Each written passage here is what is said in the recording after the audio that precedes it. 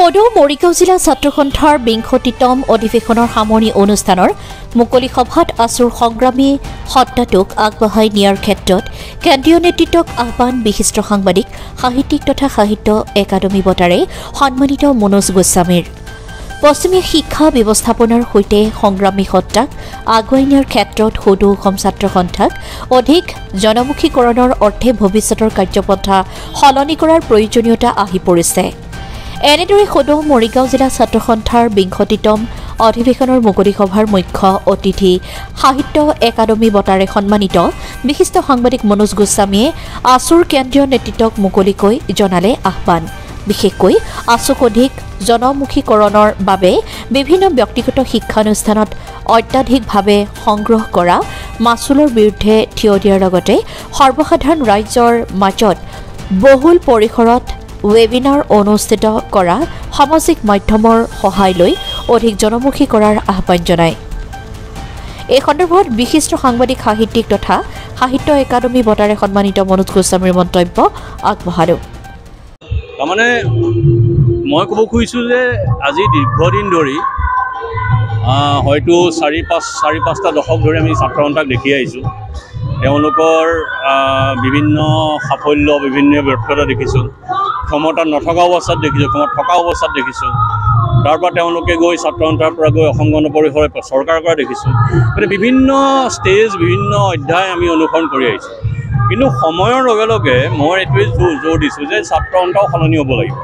কাৰণ আজি ক্লাছৰুম সলনি হৈছে, শ্ৰেণীকোঠা সলনি হৈছে, ছাত্ৰ ছাত্ৰীৰ মানসিকতা সলনি হৈছে, সমাজ সলনি হৈছে। গতিকে ছাত্ৰ সন্থাত একেটা হৈ থাকিব নোৱাৰিব।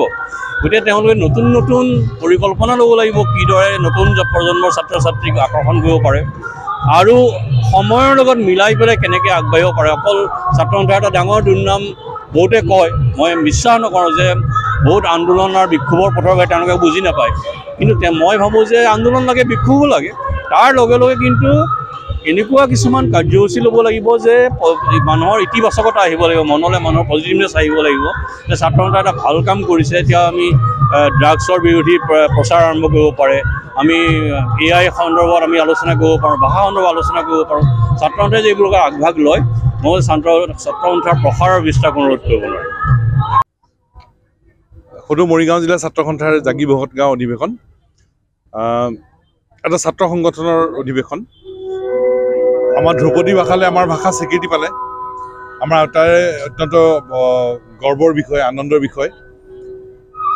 এইখিনি সময়তে কিন্তু অকল ধ্ৰুপদী ভাষালৈ স্বীকৃতি পালে তাতেই যদি আমাৰ চিন্তাৰ পৰিসীমা যদি আমি শেষ কৰোঁ, এইটো বৰ শুদ্ধ কথা নহ'ব। ইয়াত আমাৰ কৰণীয় কাম বহুত আছে আৰু পঢ়াৰ অভ্যাসটো আমি কেনেকৈ বঢ়াব পাৰোঁ তাৰ কাৰণে এটা পৰিকল্পিত ব্যৱস্থা ল'ব লাগে। আৰু সেইকাৰণে আমি ছাত্ৰ সন্থাই আমি এইটো প্ৰস্তাৱ দিছোঁ যে আমাৰ বিদ্যালয়সমূহত পুথিভঁৰালটো এটা শ্ৰেণী হিচাপে ল'ব লাগে। আমি যেনেকৈ সাহিত্য, গণিত, বিজ্ঞানৰ এটা শ্ৰেণী কৰোঁ, বিদ্যালয়সমূহত পুথিভঁৰালটো এটা শ্ৰেণী হ'ব লাগে, এটা ক্লাছ হ'ব লাগে।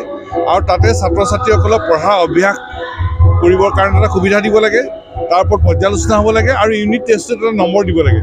অসম জাতীয় বিদ্যালয় নুনমাটিয়ে তেনে এটা কাম কৰি আছে। গতিকে পঢ়াৰ অভ্যাস প্ৰজন্মৰ বৃদ্ধি কৰিবৰ কাৰণে পুথিভঁৰালটো আমাৰ বিদ্যালয়সমূহত এটা শ্ৰেণী হিচাপে পৰিগণিত কৰিব লাগে। দ্বিতীয় কথাটো হ'ল যে আমাৰ নতুন নতুন বিভাগ লাগে। দিল্লী বিশ্ববিদ্যালয়ত এতিয়া প্ৰায় ৮৫টা বিভাগ, আমাৰ গুৱাহাটী বিশ্ববিদ্যালয় ৪৮টা প্ৰায়, ডিব্ৰুগড় বিশ্ববিদ্যালয়ত একাডেমিক চেণ্টাৰলৈ ৩০টা। তাৰমানে ক'ত ৮৫টা, প্ৰায় আধা বিভাগ আমাৰ বিশ্ববিদ্যালয়সমূহত নাই। গতিকে আমাৰ স্পষ্ট দাবীটো হ'ল যে আমাৰ যিবোৰ ছাত্ৰ ছাত্ৰী মেধাৱী কিন্তু বাহিৰলৈ পঢ়িবলৈ যাব নোৱাৰে, ক'ত পঢ়িব? যিসকলে পাৰিছে তেওঁলোকে বাহিৰত পঢ়িবলৈ গৈছে, এইটো ইতিবাচক কথা। আমাৰ ল'ৰা ছোৱালী বাহিৰত পঢ়িবলৈ গৈছে। কিন্তু যিসকল ল'ৰা ছোৱালী মেধাৱী কিন্তু বাহিৰলৈ পঢ়িবলৈ যাব নোৱাৰে, সেই ল'ৰা ছোৱালী সেই ছাত্ৰ ছাত্ৰী অসমত পঢ়িব লাগিব। তাৰ কাৰণে আমাৰ মহাবিদ্যালয়, আমাৰ বিশ্ববিদ্যালয়বিলাকত নতুন নতুন বিভাগ খুলিব লাগিব।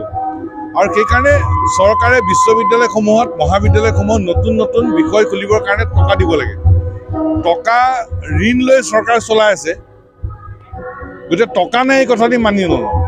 গতিকে বিশ্ববিদ্যালয়সমূহত নতুন নতুন বিভাগ খুলিবলৈ দিব লাগে, মহাবিদ্যালয়সমূহত খুলিবলৈ দিব লাগে। মহাবিদ্যালয়সমূহত নতুন বিভাগ নুখুলোতেও এতিয়া প্ৰায় ৩০০ শিক্ষকৰ পদ খালী আছে। সেইখিনি পদ পূৰণ কৰাৰ পিছত নতুন বিভাগ খুলিবলৈ আৰু শিক্ষক লাগিব, আৰু শ্ৰেণীকোঠা লাগিব, সেইখিনি দিব লাগিব। কাৰণ আমাৰ নতুন প্ৰজন্মৰ ভৱিষ্যতৰ কথা আছে। আনটো বিষয় যদি আমি পাতিবলৈ যাওঁ, সেইটো হ'ল আমাৰ বিদ্যালয়বিলাকত, প্ৰাথমিক বিদ্যালয়বিলাক এজনীয়া শিক্ষকেৰে চলি আছে, ক'ৰবাত দুজনীয়া শিক্ষক। শ্ৰেণীয়ে প্ৰতি শিক্ষক দিব লাগে, কাৰণ আমাৰ জাতীয় জীৱনৰ মূল ভেটিটো হ'ল শিক্ষা, তাৰো মূল ভেটিটো হ'ল প্ৰাথমিক শিক্ষা। গতিকে প্ৰাথমিক শিক্ষানুষ্ঠানসমূহত শিক্ষকৰ অভাৱ এই কথাটো হ'ব নোৱাৰে। বিষয়প্ৰতি শিক্ষক নিযুক্তি দিয়াৰ ব্যৱস্থা কৰিব লাগে। প্ৰাথমিক বিদ্যালয়বিলাকত আমাৰ প্ৰধান শিক্ষক নাই, প্ৰধান শিক্ষকৰ পদটোত খুব সোনকালে নিযুক্তি দিয়াৰ ব্যৱস্থা কৰিব লাগে। মৰিগাঁৱৰ পৰা চানু গগৈৰ ৰিপৰ্ট, AIPL Live 24/7।